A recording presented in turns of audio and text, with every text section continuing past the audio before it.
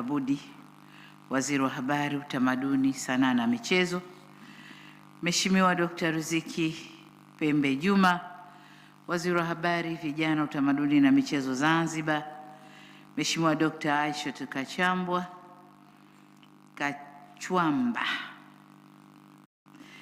Kijaji, Waziri wa Maliasili na Utalii, Mheshimiwa Paul Christian Makonda, waziri mteule, bado tunamjua Kabudi kama waziri kwa sababu Makonda haja hapa, na naweza nikabadilisha maamuzi saa hivi.